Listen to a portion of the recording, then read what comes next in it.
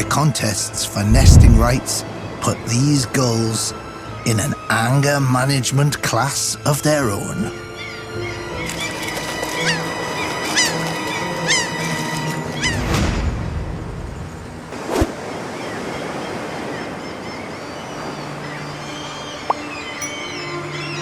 Hunting in frigid waters far out at sea, Kittiwakes undertake a 60-kilometre voyage, returning to the very same breeding colony year after year, where the stench of almost 100,000 birds and their droppings saturates the air.